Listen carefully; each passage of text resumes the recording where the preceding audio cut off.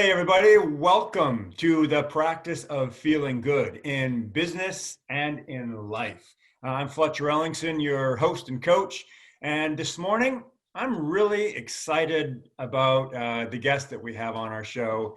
We're going to be speaking with somebody who is really influential in my life, and I didn't realize it until just a couple of years ago when I was recapping how did I actually get into personal development? And that's a question that a lot of people ask me. And so as I began to really consider that, I had to gap backwards about 44 years. And so on my show today is Wayne Bredburg, and he was instrumental, and he didn't even know how instrumental he was in my life until about a conversation we had about eight months, or maybe it was a year ago. So first of all, Wayne, thanks for being on the show. It's great to have you. Yeah, thank you. Yeah, you bet. And you are up in Wasilla, Alaska, right? Yes, I'm up in Wasilla. Normally in Mesa, Arizona, but because of the virus, I stay here this year. I got it. Yeah. Yeah, and you have family up there, right? Yes. I have a son and daughter and two granddaughters. Okay, good. Up here. Well, good. And wife. And a wife. Okay, good. Yeah. So I'm just going to tell our listeners a little bit about when I first met you, okay? Okay. I got to say, I was pretty surprised this morning when I did the math, and I realized I think it was about 44 years ago. I was living in Centralia, Washington. We had just moved there from Canada, and where my father had been working. We moved to Centralia to be close to family, and I was attending elementary school, and it was Edison Elementary School. And this was either third or fourth grade. I can't remember which grade, but it was either third or fourth grade. So I was around 8 or 9 years old or something like that. And, every kid loves it when there's an assembly. And on this particular day, there was an assembly. An assembly meant you got to get out of class, you got to walk down the hallway and see everybody in line and file into the gym. And then the principal usually comes up, or a teacher comes up and introduces the guest and tells a little bit about what they're going to be talking about. Now, here's the interesting thing. I actually don't remember anything about that day, except for I remember like this tall guy with a big head of hair, kind of a rosy complexion and a big tie. And I remember that. And then the other part of the assembly that I remember very clearly was that everybody got a sticker. And on that sticker, it had a couple messages. And I've actually got a picture of that sticker that I found. And I'm going to share my screen here so everybody can see this. And let's see, where is that sticker here? Hold on here. Let me find, first of all, whoops, that's not it. Hold on, let me stop showing for a second.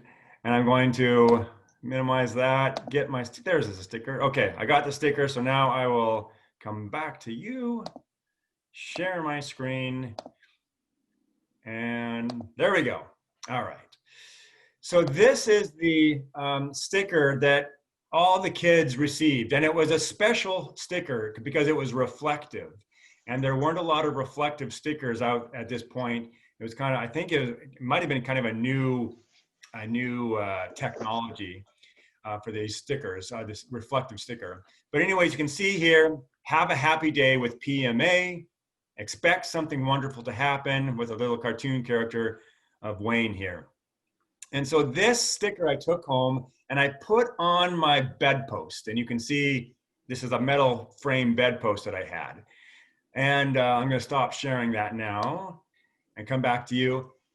And so the cool thing is that I saw that sticker multiple times a day, every single day, all my years of living in Centralia, because it was on my bedpost. And I had that bed for up till high school, and then it was moved into our other guest room, and so it was still there. All my kids, my own kids, grew up seeing that at Grandma and Grandpa's house, that same sticker, and I told them about the story. And then finally, my mom passed away a few years ago, and as we were cleaning out some of the things at her cabin, um, there was the bed frame, and I remember seeing that. I was like, oh my gosh, there's that sticker again. This is gonna be the last time I see that sticker. So it had just these fond memories, and I took a picture of it because I knew that was gonna be the last time I saw it.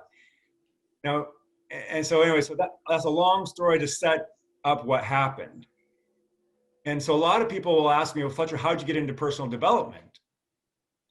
And I really have to trace it back to that assembly and receiving that sticker and hearing the message about positive thinking that you delivered to all of us kids. That was a seed that was planted. And through the course of my life, that seed just began to grow and blossom and grow and become stronger and stronger and stronger. And it really affected the trajectory of my life, because today I am spending 100% of my career life focused on helping other people transform their lives, right? So, I mean, one of the things I say to people is I'm a conduit for transformation, and I'm a clearing for people to experience their own greatness. And so I coach people in business and in personal life to get, new results in their life. But it started back 44 years ago, and it blows me away to think of that. Now, so I'm going to set up the rest of the story so that you can take over and share your side of it. Sure. So somebody point blank asked me about a year ago. So Fletcher, tell me how you got into this. And so I began telling him about that story, and then that turned me on to reading Norman Vincent Peale's The Power of Positive Thinking. And I very specifically remember I was in sixth grade, and I was reading The Power of Positive Thinking in sixth grade. I was sitting on our porch steps, and my dad came out of the house and he said, "Hey, Fletch, what you reading?"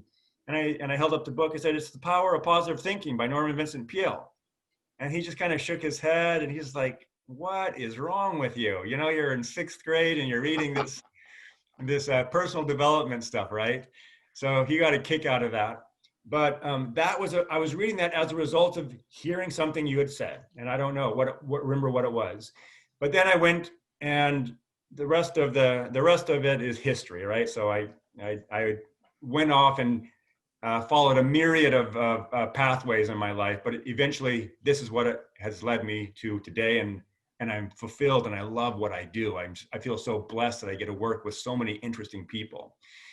But as I was relaying this story to that person, I suddenly had the idea. I was like, oh my gosh, I should get in touch with that guy. And I didn't even know your name at this point last year. I couldn't even remember your name, right? I was like, I wonder if that guy is still around, and what is he doing? And I would love to know how he got into speaking and what his story was. Why was that important to him? And so I began going online and researching or looking for information about you, but there was not very much information about you out there, right? And part of it was because this was well built before the internet. Yeah. And so what I did was I took that sticker and I put it on Facebook, and I said, "Hey, does anybody remember this guy?" And a bunch of people from Centralia said, "Oh yeah, I remember that guy. Oh, I remember that speaker. Hey, I have one of those stickers." and then they said, "I think his name was Bredburg, or I think I went to school with his son or something. I think they're up in Alaska." So anyway, I started doing research and reaching out to people in Alaska, and finally somebody texted me back on Facebook and said, "Yeah, that's my father. Why are you wanting to get in contact with him?" And I said, "Well, he made a big impact in my life, and I'd just like to kind of express my gratitude and find out if he's still around." And so I gave him my phone number. He gave that phone number to you. And then I think it was about a month later, I was driving home actually, we were just filming one of our shows, and we were driving home, and there was your number. And I called, and he was like, "Hey, this is Wayne Bredburg." And I was like, dang, that was so cool to have it come full circle 44 years later. And here we are today. And here we are today. Oh, Yeah, that's great. That's yeah, great. yeah. So that's a long story to set up what I Well, really want you to share. it really was good in that you reminded me. Well, you didn't remind me because I had it in my notes. Norman Vincent Peale's book was where it all started for me. Oh, really? And then I got to Zig Ziglar in Texas, Yes. and Dr. Schuler in California. Uh-huh. And I was reading their material and that. And so I was, I was at school, and one of the English teachers said, Wayne, how come you're always positive? You can't always be happy. And I said, I just simply want to be that way. And if you want to be that way, you can be, and so she was said, oh, you just can't be that happy and not have things bother you. And I said, well, they bother me. But anyway, that's my mindset as I'm coming home from getting my wife a present. Yeah. I turned the corner and the girl ran across the street. She didn't see me and I didn't see her until the force of impact turned her head towards my pickup. Mm-hmm. And that was a very dramatic experience. And I just thought, how can anything good come of this? Right. She wasn't seriously hurt, but it did, it was black. She had black clothes on, dark clothes. And I said, man, if could have seen her, because she came across the lawn and with the reflective tape, they would have seen her. And so I went home and what do you do? I mean, I'm teaching driver's ed in Centralia. Yeah. And this was about probably in December or sometime there. And I said, if I want to do this, I got to get people together to help me and so I got our principal and 3-4 other people that were very positive people.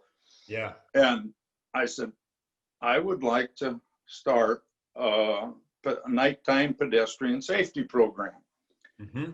And so we had a couple of meetings, and then Washington Traffic Safety Commission, I wrote a letter to them and they said, well, we're not interested. And then I said, so then I went up and I saw them. I knocked on the door and I said, look, this is what I want to do. And the guy said, oh, that's, so he gave me a little money to start with. And I bought 2 sewing machines and I bought an iron, and I didn't have anything else. I mean, but I did get that, and I got just a few rolls of reflective tape. Uh-huh. And then I said, well, I had a good reel-to-reel movie on safety, on nighttime safety, and I showed that. But I said, I got to have something else to keep kids' interest and to get them excited. Yeah. And so my friend was an artist, and he made that caricature of me, and we put that on. And so then every kid that I saw all of the year, it was just about a year and a half, got a reflective sticker. Yeah. And sometimes I gave them out when the kids came in, and sometimes the teachers gave them out when they went out. But Mhm. I think in Edison that I gave them out to start with, but Uh-huh. and then I would go and tell them what happened and how it affected me. And the gal I had with me quite often, and she wasn't seriously hurt, but she helped me with the program. Oh, cool. I And didn't know that. She went around with you to some of your presentations. yeah, and I just wish I could talk with her today, because she's the one that brought it all about. Oh, And interesting. and her dad was a um, photographer in Centralia, Uh-huh. and I just haven't been able to find her. But anyway, we got that going, and I went to Centralia and to Chehalis and Adna and all around and started. And I needed, the stickers. So Right. what I did is I contacted 3M, and I said The company, the big that company, 3M. big company 3M, yeah, I go back there to visit them in Minneapolis, 88 acres of nothing but big buildings and people. Yeah. And so I showed them what I wanted, and they just shook their head. They didn't believe it. And I said, well, I need about 55,000 stickers. Mhm. And they said, and they said, well, I don't know if we can afford that. And I said, well, 88 acres of buildings, you can afford it. And so they did. They shipped me a box about that deep and about that high, full of those stickers. That's so And cool. that's, yeah. And then they sent me probably, 1,000 flags, reflective flags. And I'd give those out to kids too. But those I'd give out to kids that were really doing a nice job of behaving. Uh-huh. And I'd always pick right next to the kid that was acting up. Uh-huh. And I'd go over and I'd give the little girl or little boy a reflective tag. And I'd say, thank you for being so nice. And the boy next to him would just say, oh, can I have one? Can I have one? I said, well, if you act like that lady or that boy, you can have one. Yeah. And man, they just set up. And one school that I went to, I had problems with the audience, but the reason I had problems is because they were all in portables and it was pouring down rain, and they come into the gym and they're wet. So, I mean, anybody would have had trouble there, but Yeah, yeah, I right. didn't have any trouble. And the sport jacket for Centralia was bright orange. Uh-huh. And so I got a bright orange jacket, and I had a reflective tie, and then I had a pair of gray pants that I put reflective, like tuxedo pants. I Yeah. put a strip of reflective tape on those, and that was my costume. So when I came in, and nobody missed me, and then Right. I'd have them turn out the gym lights, and then I'd have a sticker and a flag, and I'd have my pants would just show up like crazy. Yeah. And when the guy in the back would have a flashlight, the kids would all say ooh and ah. And then I showed him the film, and I said, look, you can do this. I mean, it is nothing enough. And if you have it on your jacket or on your sweatshirt or lunch pail, actually, that's where I put most of the stickers, is kids' lunch pails. Mm-hmm. And I said, it'll just make it a lot easier for all the drivers and that. And then I said, now look at the card, and it says, have a happy day with PMA. Now, what's that stand for? And Yeah. I said, positive mental attitude, and then expect wonderful things. And so that's how I got started, but I didn't have a job. I don't have a big bank account, even now, but I didn't have a job. I didn't have any way of taking in money. And I had a girl in high school and a boy in junior high, and a wife. And so we were buying a new house at the time. And the guy says, Wayne, what are you going to do for money? And I said, well, I don't know. And he says, well, how about selling real estate at our place? And I said, well, I am getting booked, so I will be putting on the programs. And he says, well, he could put on the programs 3 days a week and sell real estate 3 days a week. Yeah, no. And so Let me ask a question for clarification. What were you doing? Had you been doing in your career before the accident? teaching. I was teaching Okay. driver's ed. All right, driver's ed. Right, that's what you said. Yeah, Okay. and then you stopped teaching in order to deliver these presentations. Right, and right in the middle of the year, didn't have any money coming in after that, and now, did your family think you were crazy? oh, my partner in driver's ed just couldn't stand it. He said, "You can't do that, Wayne. You can't do that." Yeah. And I said, Bob, I've been a Christian all my life, and if you are, the good book says, I'll take care of you if you ask me. And so I said, Lord, I don't know what's going to happen, but I need help. And I got the job as a realtor, and I was quite successful at that, and was able to teach or put on the programs 3 days a week, and then sell real estate. Then I had 55,000 stickers. So yeah. I basically went to 55,000 students. And I went to Puyallup and all up and down the coast, Washington.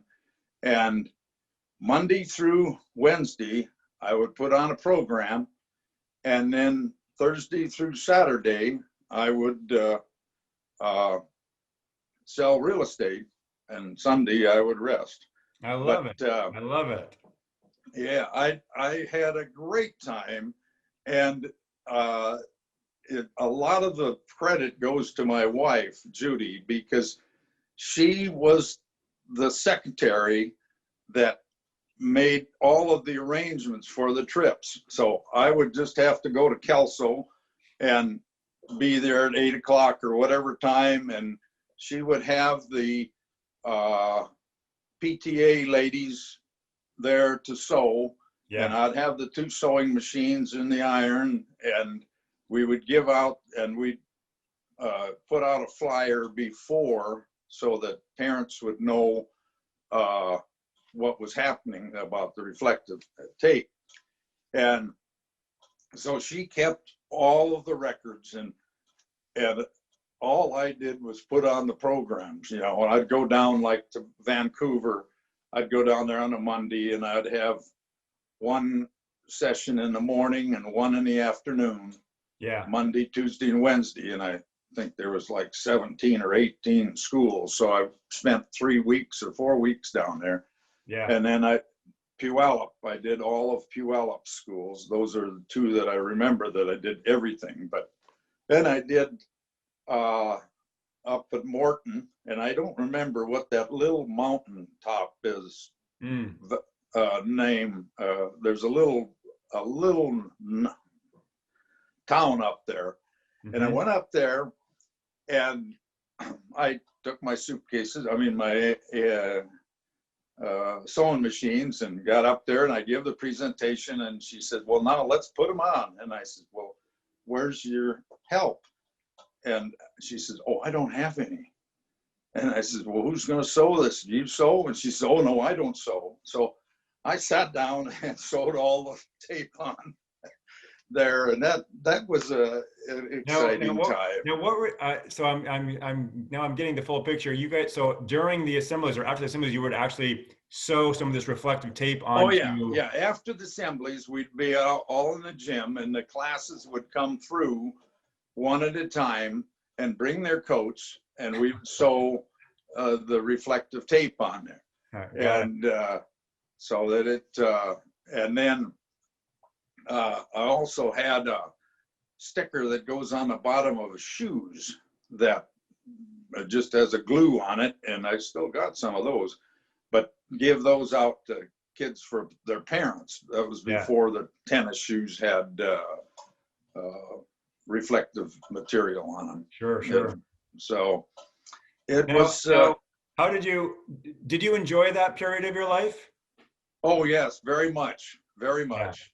Yeah. And I was able to go to auctioneer school, and I became an auctioneer at the same time, and was very successful in being an auctioneer. And I had a auction, and I went to the guy that I had to pay for it. I mean, whose stuff it was, in a state auction. And I turned left in front of a car, and I broke my leg in 12 places. Oh, geez. And so the good Lord says, you just sit there in the hospital a while and think. And so that's what I did. And I've done that 5 or 6 times over my period. I've had a broken leg and detached retina and broken shoulder, but I just have always been able to figure things out, and it just has worked out. I'm very happy now, and we have had a very good life up here in Alaska. We've been here for 34 years, so. Well, you know what I love about your story is that just because a person has a positive view of life and is optimistic and thinks positively, it doesn't mean that there are still going to be challenges in life, right? It doesn't mean that. Oh, that's very true. It just means that you can navigate those challenges with greater ease and even a level of joy sometimes, right? Yeah, right. Well, it's just like this glass of water. A lot of people say, well, that's half empty and not, and I say, hey, it's half full, so I can still get some more. Yeah, exactly. And that's been my philosophy for life, and it has worked out well for me. Yeah, and well, it makes the ultimate difference. It does. And I would love to hear from anybody else that can remember what a sticker or something, and I'd sure like to get a hold of the gal that I hit, because I would like to see how she came out, because she's 40 years older now. Right. It has been good, and I would sure enjoy hearing from anybody that can remember that, and see if I can. We'll definitely circulate this video, and I'll add some verbiage. Okay. To that effect as well. And they can have my email address, and that would be no problem at all. Good. What is your email address? Can you just say it on? Sure. I can say Wayne.Bredburg, and Bredburg is spelled BREDBERG @gmail.com. Good. So you can email Wayne and get in touch with him at that email address. Yeah, that would be great. Yeah. And the other thing I really love about your story, Wayne, is that you took something that was traumatic and it didn't feel good, but what you did was you asked some really critical questions, like how can we take this event that was dramatic and traumatic, how can we turn that around and make something good of it? Yeah.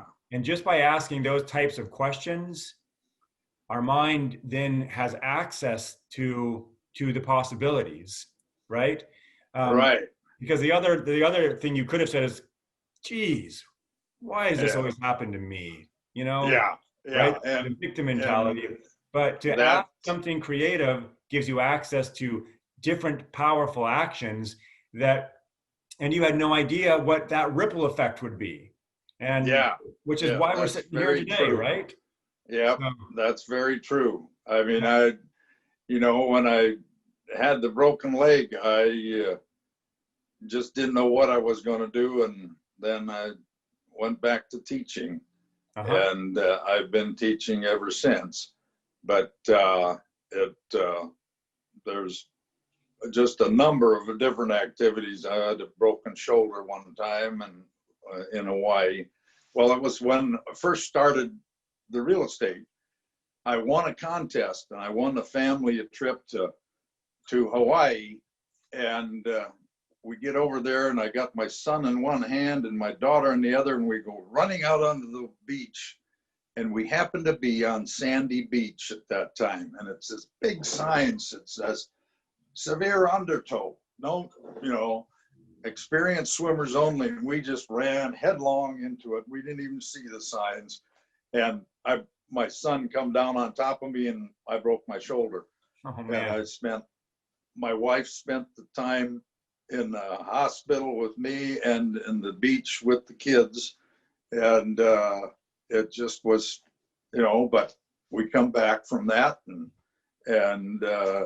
it worked out fine. And we've been able to just enjoy life and be, whatever comes, and find something positive with it.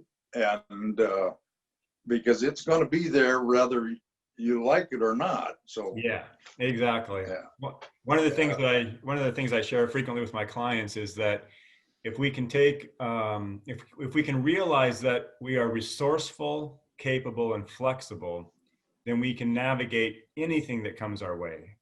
And hmm and and everything that we need is within us right now. what you I watched one of your tapes, and what you were talking about, the future and the past and worrying about them. Man, that is so true. No, don't. The present is what you want to be concerned with. Yeah, it's all that we've got. That's, yeah, that's right. That's right. Yeah. Well, good. Good stuff. Well, what's next for you? Are you just retired and Well, enjoying your time in Alaska, or yeah. what's next for you? Oh, we're enjoying time in Alaska, and we're enjoying down in Mesa in the wintertime because it gets cold and dark here. Yeah, And I'll be 80 next year, so I'm still doing things all the time, but not like I used to. I sure. can still do them, but it takes me about 10 times as long. Well, as long as you're enjoying it still, right? You bet. You bet. Yeah, well, And that's good. I tell you, I can't praise my wife enough because she has stayed with me through everything. And she's been the one that has kept me on the straight and narrow and kept me going. And so Judy's mighty nice. Right on. It's good to have a wonderful partner like that, right? Yeah. Yeah. Yeah, Right. good for you. Well, Yeah. Wayne, I just want to again, I just want to acknowledge you for who you are, who you've been in life, for having the courage to step away and do something completely unconventional and follow a passion. And because you made a difference for me, you made a difference for others, I'm sure. And it's just a delight to be able to have had this time with you and see this whole chapter, how this book has come together from my personal life, just like from 44 Oh, yeah. years ago to where I'm at today, having this conversation. Oh. I feel super blessed that I had this opportunity.